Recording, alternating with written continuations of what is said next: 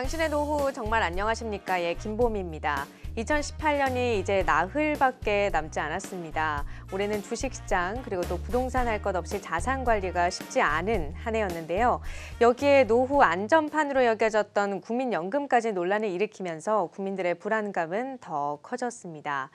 이런 가운데 저희는 대표적인 연금 펀드로 떠오른 타겟 데이트 펀드, 이 TDF를 중심으로 효과적인 노후 대비 전략들을 꾸준히 고민해보고 있습니다. 오늘은 TDF의 한 해 성적들을 좀 돌아보고 새해 연금 전략까지 세워보겠습니다. 오늘의 이슈부터 듣고 돌아오시죠. 박수진 캐스터.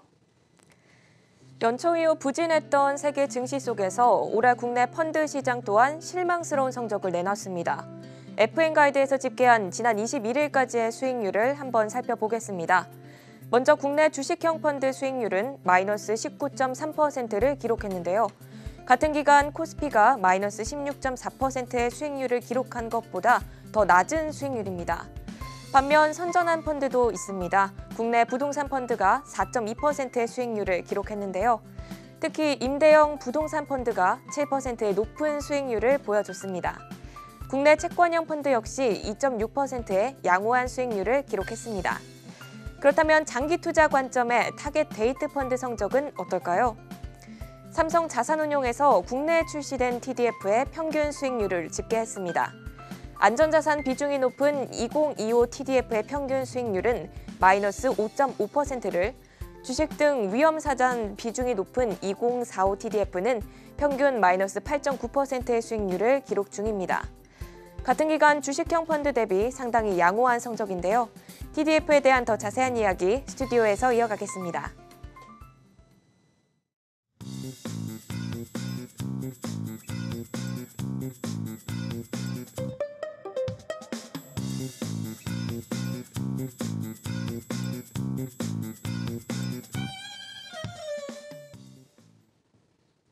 네, 오늘은 삼성자산운용의 오원석 팀장님 그리고 미래에셋 자산운용의 권순한 팀장님 두 분 자리하셨습니다. 안녕하세요.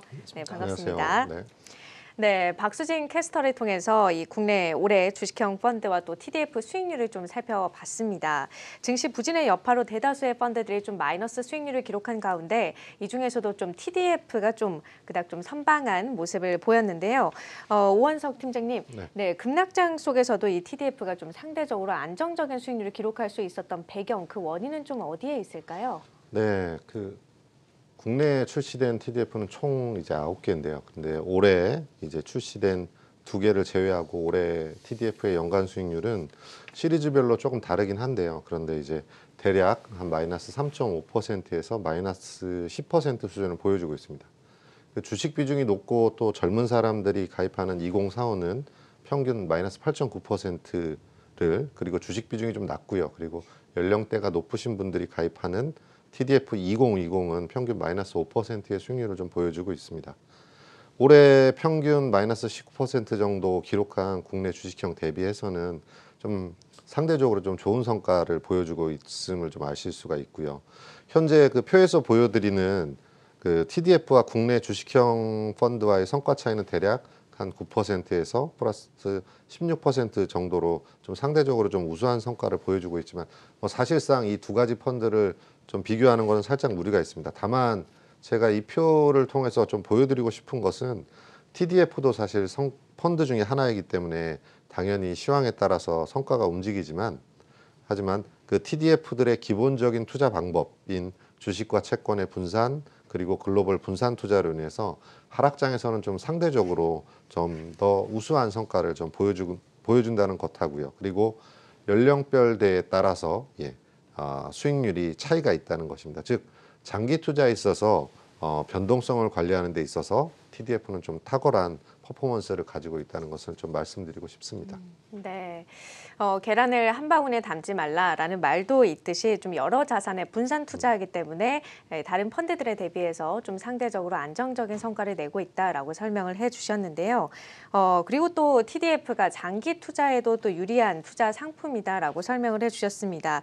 이 장기 투자의 중요성은 참 거듭해서 많이 듣고 있지만 사실 쉽지가 않은데 실제로 좀 TDF에 장기 투자했을 때의 좀 성적표는 어떠한지도 좀 들여다보고 싶거든요. 네. 그 실제 투자 시를 좀 살펴보면요. 예. 먼저 그 국내에 장기 투자했을 경우의 수익률입니다. 좌측을 보시면 이제 투자 기간 하루, 그리고 중간에 한 달, 그리고 오른쪽이 1년인데요. 이렇게 투자 기간이 늘어나면 손실 확률이 이렇게 줄어드는 것을 보실 수가 있어요. 하루는 뭐 마이너스 48.7%, 한 달은 46.1%, 그리고 1년인 경우에는 34.6%. 하지만 이 표를 보시면 기간이 이제 5년, 10년 이렇게 늘어나면 손실 확률은 15.2% 그리고 13.6%로 줄어드는 것을 보실 수가 있고요. 네. 그리고 투자 기간을 아예 최장으로 해서 한 20년까지 가면 손실 확률은 제로가 되는 것을 보실 수가 있습니다. 근데 이게 비단 그 국내뿐만이 아니라 그 미국의 경우에서 이제 미국의 주식시장에 투자한다고 가정을 했을 경우에도 비슷한 그런 확률을 보여줍니다. 보시면 손실 확률이 40%, 30%, 20%로 기간이 늘어날수록 떨어지죠. 그리고 투자 기간이 좀 더 장기로 가면 5년, 10년 이렇게 가면 8%, 3%, 투자 기간이 20년으로 가면 역시 좀 제로가 되는 것을 보실 수가 있고요. 이것은 주식시장 이야기인데요. TDF 같은 경우에는 앞서 말씀드린 대로 주식과 채권에 분산되기 때문에 이거보다는 훨씬 안정적인 성과가 나는 것을 또 예상해 보실 수가 있을 것입니다. 네. 그러니까 20년 이상 장기 투자했을 때 손실을 볼 수 있는 확률이 제로가 된다라는 점이 굉장히 좀 인상적인데, 그렇다면 권대한 팀장님, 이렇게 좀 장기 투자할 경우에 수익률이 높아질 수 있는 이유가 좀 뭔지도 궁금한데요. 네, 그 은행의 예적금 같은 경우에는요, 손실 위험이 전혀 없는 무위험 투자인 경우에는 투자 기간이 길어질수록 이제 이자 수익에 대한 복리 효과가 나타나게 됩니다. 그렇지만 이제 투자 상품인 펀드는 시장 상황에 따라서 수익률이 등락을 하게 되는데요. 무조건 장기 투자한다고 해서 이제 수익률이 높아지는 것만은 아닙니다. 여기에 이제 자산 배분을 통한 적절한 분산 투자를 통해서 변동성, 즉 위험을 낮춰야지만 장기로 봤을 때 복리 효과가 나타나는 점이 중요한데요. 지금 보여드리는 이제 그림은 산술 평균 수익률이 이제 연 5%로 동일하지만 각기 다른 이제 투자 상품 변동성을 보여주는 이제 투자안의 장기 투자 성과를 비교한 상품인데요. 투자 기간이 길어질수록 그 성과 차이가 좀 확연하게 큰 것을 좀 보실 수가 있습니다. 그리고 이제 미국 S&P 500 지수 그리고 이제 국내 코스피 200 지수와 같은 이제 투자 기간별로 나눠서 투자했을 경우에는 그 투자 기간이 길어질수록 손실 확률이 좀 떨어지는 것을 확인하실 수가 있는데요. 그 단순히 위험 자산이 이제 주식에만 장기 투자하더라도 그 손실 확률이 줄어드는데 상관관계가 다른 자산과 이제 자산 배분해서 투자할 경우에는 그 아무래도 그 효과가 좀 더 발생되는 효과가 좀 발생이 되게 됩니다. 네. 그럼에도 불구하고 사실 투자자들은 특히 펀드에 투자할 때 짧게 투자하는 경우가 굉장히 많거든요. 좀 이런 부분에 관련해서 오원석 팀장님께서 좀 관련 자료를 준비해 오셨다고 들었는데 네, 좀 설명을 해주실까요? 네, 그 표를 보시면 지금 펀드 수익률에 따른 그 펀드 매수와 그 매도 규모를 좀 보실 수가 있어요. 근데 펀드 수익률이 좋으면 매수가 좀 늘어나는 모습을 보일 수가 있죠. 그리고 매수가 좀 급격히 늘어나다가 펀드 수익률이 떨어지면 대부분 펀드를 이제 매도하게 되는 그러한 결과를 펀드를 이제 매도를 하게 됩니다. 결국 그 고객의 수익률이 그 펀드의 수익률을 못 쫓아가는 그런 안 좋은 결과를 낳게 되는데요.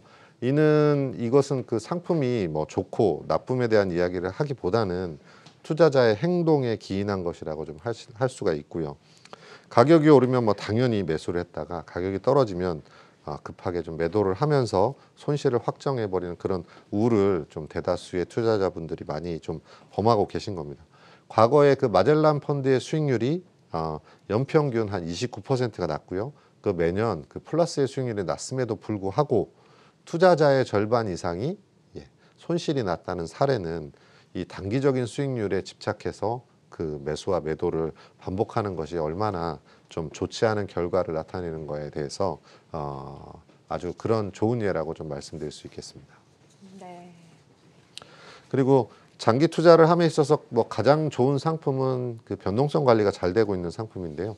투자되고 있는 상품이 높은 변동성을 가지고 있으면 사실 좀 크게 움직이면 고객분들, 그 투자자분들은 역시 좀 비이성적인 행동 그리고 그런데 더욱더 좀 그런 행동을 좀 야기시키는 부분들이 있고요.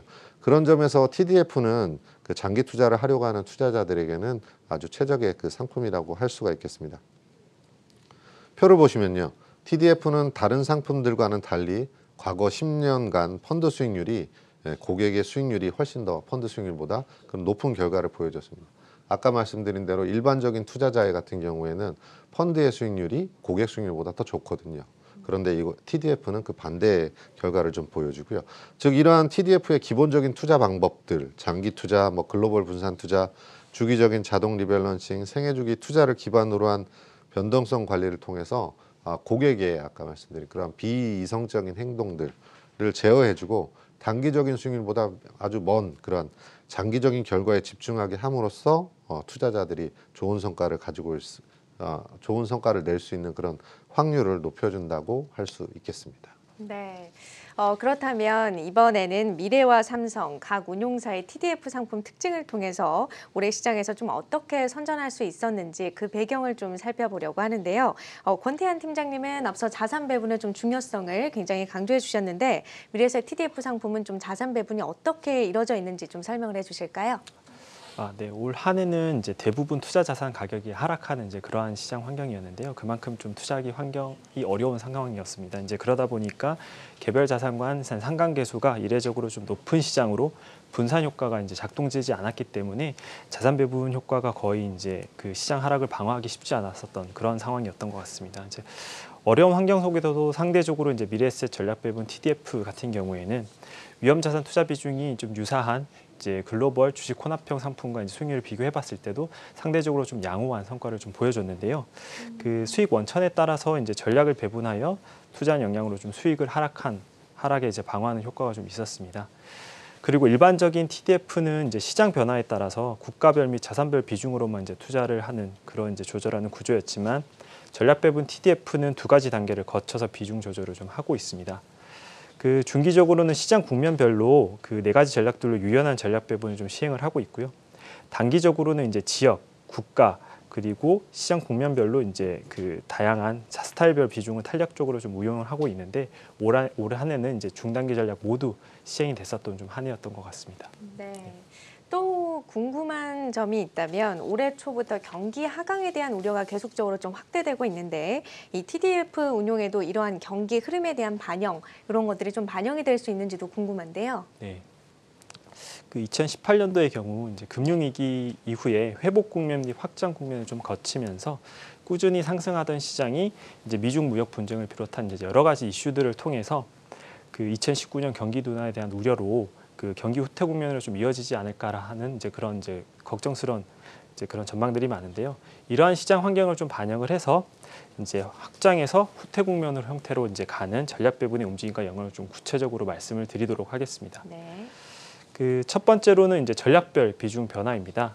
그 예를 들어 이제 전략 배분 TDF 2045 기준으로 말씀을 좀 드리면 그 변동성 관리를 위해서 시장 베타가 주식형보다는 좀 더 낮은 멀티인컴 전략과 시장 중립 전략의 비중을 좀 확대를 하면서 시장 하락에 좀 대응을 하면서 이제 그 대응을 했고요.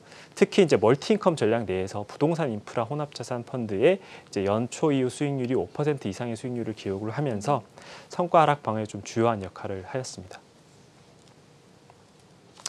그리고 이제 그 두 번째로는 이제 국가 및 자산 스타일별 변화인데요. 각 전략 안에서도 이제 자본 수익 그리고 이제 국내 주식 투자 비중을 좀 줄이면서 액티브 펀드의 비중을 확대로 좀 변화를 주었고 글로벌 주식 펀드의 이제 비중은 액티브 펀드의 축소 대신에 인덱스 펀드 MSCI AC 월드 인덱스 펀드의 이제 비중을 상대적으로 좀 확대를 하였는데 해당 펀드는 환이 오픈된 그러한 이제 펀드임에 최근 주식 시장이 좀 조정을 받으면서 원달러 환율이 이제 상승 영향으로 펀드 성과에 좀 긍정적인 영향을 좀 주었습니다. 그리고 이제 기본 수익 전략 내 채권에서는 이제 국가별 비중에 좀 움직임이 있었는데요. 올 한 해로 놓고 보면 상대적으로 원달러 환율이 이제 상승했던 시장으로 이제 해외 채권을 보유할 경우에는 아무래도 금리 인상에 따른 이제 채권 가격에 대한 하락과 그리고 환해지 비용이 좀 발생을 하게 되면서 그 이제 과거 금융위기 때와 같이 이제 채권 이제 투자에 있어서 이제 손해가 발생하는 이제 그런 이제 발생하는 국면이 있었는데요. 하지만 이제 전략 배분 TDF는 한국 투자자의 관점에서 이제 투자 이제 전략 배분을 하고 있는 상황인데 한국인 투자자에게 안전 자산으로 좀 분류가 되는 이제 국내 단기 채권 펀드의 비중을 좀 확대를 하면서 환해지 비용을 좀 세이브를 하고 채권 일대에서 발생하는 이제 이자 수익을 좀 확보해서 이제 수익을 하락하는 방어를 하는 큰 역할을 좀 했다고 볼 수가 있을 것 같습니다. 네. 자산의 투자 비중을 조절해서 이 경기 흐름을 반영하고 있다라고 설명을 해주셨는데요. 그렇다면 삼성 자산운용의 TDF 상품도 이 수익률 방어 배경을 좀 살펴봐야겠죠? 네. 뭐 저희 삼성한경 TDF는 사실 그 변동성 관리에 매우 좀 뛰어나다고 좀 말씀을 드릴 수가 있고요. 뭐 급격한 시장 변동은 뭐 언제나 일어나는 부분들이지만 저희 TDF 같은 경우에는 최대한 그 낮은 변동성을 추구함으로써 고객한테 좀 더 보다 높은 좀 안정성을 좀 드리려고 하고 있습니다. 이게 표를 좀 보시면요. 타사나 아니면 평균적인 변동성 대비 전 시리즈에서 굉장히 낮은 변동성, 빨간색입니다. 예, 낮은 변동성을 유지하고 있는 것을 보실 수가 있고요. 이는 아까 말씀드린 대로 그 고객들이 장기 투자를 하는 데 있어서 좀 많은 도움을 줄 수가 있고요. 그리고 장기적으로 좋은 결과를 이끌어낼 수 있을 것입니다. 두 번째는 이제 하이 펀드들의 좀 적절한 그 시장 대응인데요. 자료는 올해 9월 말 기준으로 작성된 하이 펀드에서의 그 시장 대응 내용입니다. 최근 시황을 좀 눈여겨보신 분들은 좀 아시겠지만은 IT나 경기 민감 업종들이 상대적으로 최근에 좀 강한 조정을 보이고 있거든요. 반면에 그 중장기 채권들이 예상과는 달리 좋은 성과를 보이고 있고요. 표의 운용 방향성을 좀 보시면 아시겠지만 저희 삼성한경 TDF의 그 하이 펀드들은 적극적으로 시장에 따라서 좀 적정하게 운용되고 있다는 걸 아실 수가 있고요. 이러한 조금 약간 선제적인 대응들이 시장 방어에 좀 도움이 되었다고 할 수가 있겠습니다. 하지만 이거는 하이 펀드의 이야기고요. TDF 자체로는 굉장히 긴, 저희 같은 경우에는 이제 60년짜리 설계를 해놨기 때문에 최근에 이런 변동성들, 이런 시장의 조정 같은 것들은 이미 다 반영돼 있기 때문에 하이 펀드에서 적정히 대응하면 될 거라고 좀 생각을 하고 있습니다. 그리고 어느 하나를 하지만 이런 것들 다 합쳐서 어느 하나가 좀 잘해서 좋은 성과를 냈다고는 말하기는 좀 어려운 것 같고요. 다만 그 저희가 누누이 말씀드리는 그런 투자 원칙을 꾸준히 지켜나가는 것이 사실 성과의 좀 가장 긍정적인 요소라고 좀 말씀드릴 수가 있겠습니다. 한국인의 적정한 글라이드 패스를 설계하고 글로벌 네트워크를 이용해서 좀 방대한 글로벌 분산 투자를 하고요. 고객의 투자 목적에 맞는 투자 방법을 그리고 고객의 장기 투자를 위해서 철저하게 변동성을 관리해주고 그리고 시황에 따라서 적극적으로 하이 펀드들이 대응하는 이러한 투자 원칙을 장기적으로 유지하기 위한 멀티매니저 시스템 같은 것들이 이제 장기 투자를 위한 철학과 다양한 시스템을 유지하는 것이 이번 조정장에서뿐만이 아니라 향후에 그 장기 투자를 하시는 데 있어서는 좋은 성과를 드릴 것이라고 좀 생각하고 있습니다. 네. 그렇다면 이번에는 좀 개별 TDF 상품들의 이 장기 성과를 좀 살펴보려고 하는데요. 앞서 박수진 캐스터를 통해서 이 국내 TDF의 평균 수익률을 좀 살펴봤습니다. 다시 한번 좀 짚어드리면 이 안전자산 비중이 높은 2025 TDF 같은 경우에는 이 평균 수익률이 마이너스 5.5%였고 또 주식처럼 위험자산 비중이 높은 2045 TDF 같은 경우에는 올해 평균 마이너스 8.9% 수익률을 좀 기록 중이었거든요. 먼저 미래에셋 자산운용 TDF 성과부터 좀 살펴보려고 하는데 장기 투자 상품인 만큼 이 설정일 이후에 수익이 좀 어떻게 되는지 좀 설명을 해주실까요?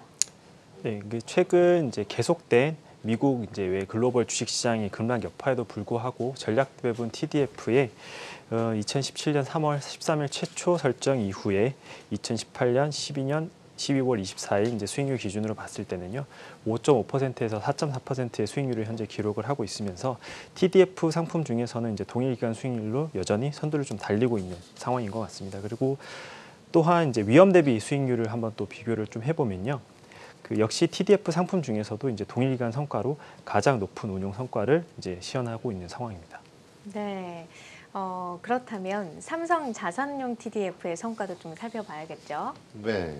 뭐 저희 삼성한경 TDF는 뭐 대부분 2016년 4월에 출시가 됐고요. 그러니까 2년이 좀 넘었지요. 3년 가까이 되고 있고요. 그리고 2015 펀드만 2016년 10월에 좀 설정이 되었습니다. 설정 이후로 항상 그 장이 좋았던 건 아니고요. 사실 투자하고 있는 채권 쪽에서도 좀 안 좋은 장이 좀 있었고요. 최근에는 주식 시장에서의 좀 급락이 있던 부분들이 좀 있었습니다. 그래서 좀 운용하는데 좀 많은 애로가 있었지만 결과적으로 설정 후 수익률을 보시면 2045 펀드 같은 경우에는 7.1%, 2% 정도 되죠. 그리고 2040은 6.7%, 2035는 6.8%, 6.25%, 그리고 좀 나이 드신 분들이 가입하는 2020이나 2015 같은 경우에는 4%에서 1.33%의 수익률을 설정한 수익률을 보여주고 있습니다. 물론 굉장히 뭐 2년 좀 3년 정도 되는 그 수익률이기 때문에 장기 투자 성과가 잘 나왔다고 이야기하기는 조금 다소 좀 짧은 감은 있지만, 하지만 전체적인 기간에 그 많은 좀 조정장들이 있었던 부분에도 불구하고 양호한 성과들, 그리고 설정 후에는 플러스 수익률을 냈다는 거에 대해서 좀 의의를 갖고 있고요. 그리고 더욱더 중요한 것은 사실 2045, 2030 저희가 앞서 말씀드린 그 투자자의 목적, 2045나 40 같이 젊은 분들이 가입하시는 펀드 같은 경우에는 수익률이 좀 높게 나오고요. 근데 반대로 사실 변동성은 좀 높습니다. 하지만 2025나 2015 같이 나이 드신 분들은 그 돈을 좀 보존해야 되는 부분들이 좀 필요하거든요. 그렇기 때문에 낮은 변동성을 가져가기 때문에 수익률도 사실은 조금 낮게 나오는 이러한 부분들이, 저희는 이런 것들을 보면서 TDF라는 것들이 나이 연령대에 따라서 투자 목적이 다르고 그 목적에 맞춰서 잘 운영되고 있구나, 저희 TDF가 이렇게 좀 생각을 좀 해서 장기 성과 부분에서도 좀 우월하지 않나라는 생각을 좀 하고 있습니다. 네, 이번에는 시청자 여러분들의 궁금증을 좀 해결해 볼 시간인데요. 한 주간 시청자 여러분들께서 저희 프로그램 게시판과 또 문자를 통해서 많은 질문들을 남겨주셨습니다. 어떤 궁금증들이 있는지 살펴보고 다시 돌아오겠습니다.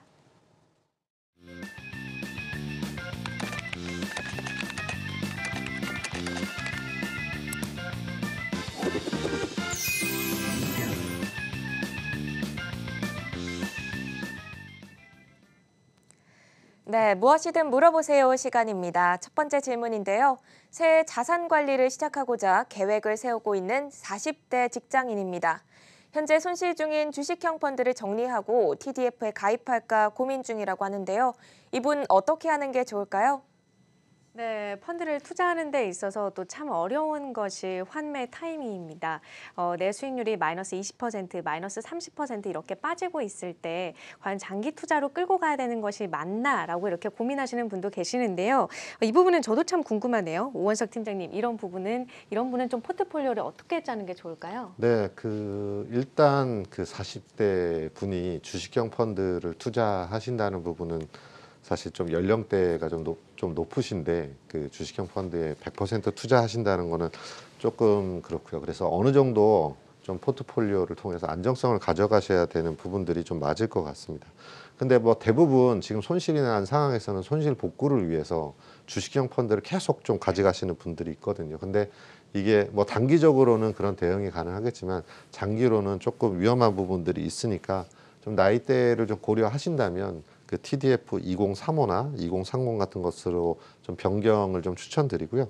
다만 이제 옮기실 때 한 번에 환매해서 한 번에 가입하시지 마시고 일정 부분씩 나눠서, 그러니까 좀 적립식 방식으로 해서 이렇게 옮기시는 것을 좀 추천을 드립니다.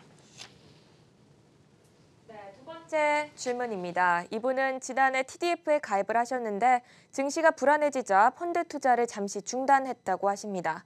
시장이 추후에 안정세를 조금 보이면 다시 가입하고 싶다고 하시는데요. 이분에게 어떤 해결책 내려주실 수 있을까요? 네, 올해에 이어서 내년에도 이 국내를 포함한 글로벌 자산 시장 전망이 그리 밝지만은 않습니다. 때문에 지금 납입하면 어차피 손실을 볼 거 잠시 쉬어가는 게 낫지 않겠냐라고 고민하시는 것 같은데요.